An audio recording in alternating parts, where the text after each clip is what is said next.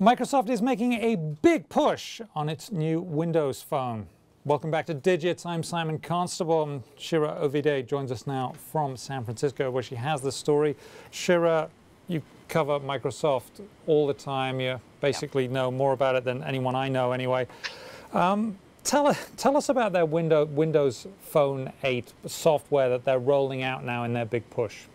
Right. Well, I think some people might be surprised to learn that Microsoft actually has smartphones. I think that's been part of the problem for Microsoft is they have less than 5% share of the smartphone market with their smartphone software called Windows Phone. And they're trying baby steps, basically, to make it more relevant with consumers and developers. Yesterday, as you said, they announced that sometime this fall, timing to be TBD, they're going to roll out a new version of the Windows Phone operating system, and they'll have, all new handsets with new features and functions. And they're crossing their fingers and hoping these will sell. Yeah, I bet they're crossing their fingers because they've had some duds in the past, but hopefully for them, not this time. Tell us, do we know what it'll look like?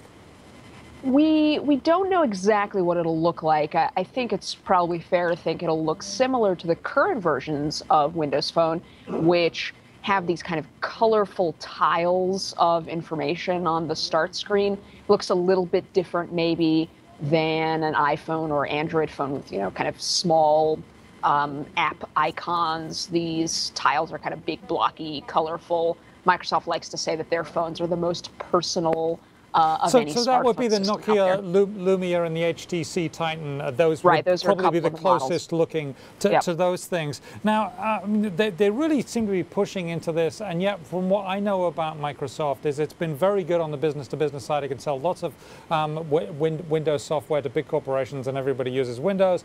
When it has gone into the consumer businesses, it hasn't always been a complete failure. It hasn't always been a complete success. On the gaming side, they've done well. On the phones, I mentioned one thing. The kin.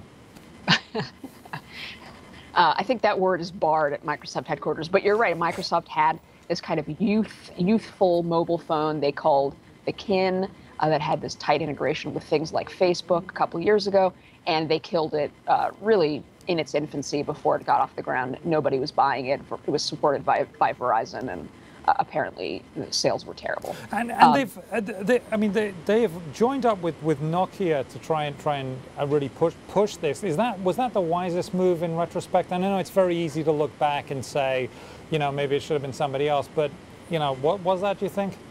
I'm not sure that either Microsoft or Nokia really had a choice, to be honest with you. It was clear that Nokia needed help, and Microsoft and Google were the best options, and for various reasons Nokia chose Microsoft. On the Microsoft side, they need hardware partners who are willing to not only make Windows phones but actually push them, put the marketing and other kind of firepower behind it. And the other hardware makers, including HTC, or Samsung, they're having great success selling Android phones. So why should they make a big effort to market and sell and promote Windows Phone? Nokia now has all of its eggs in the Microsoft basket. Now, one of the key things of the success of Apple's iPhone has been if you like, the ecosystem, the apps that are available for it. Microsoft is trying to make the app making process easier, right? Tell us about that. That's exactly right. So they've done a couple things. One, starting with Windows Phone 8, they've changed the software so it's more, it's basically the same software that's in Windows computers, or that will be in Windows computers and tablet devices. So that means that all of those thousands, millions of developers who are writing for the 1 billion Windows PCs out there, they'll now have an easier time writing applications for Windows Phone. At the same time, Microsoft's also making it easier for developers who have apps already for iPhone and Android devices to convert those with not too much extra effort to Windows Phone. So Microsoft's hoping that will expand, as you said, the number and quantity of popular apps that they have on the Windows Phone devices. And I bet they've got their fingers crossed around there at Microsoft headquarters.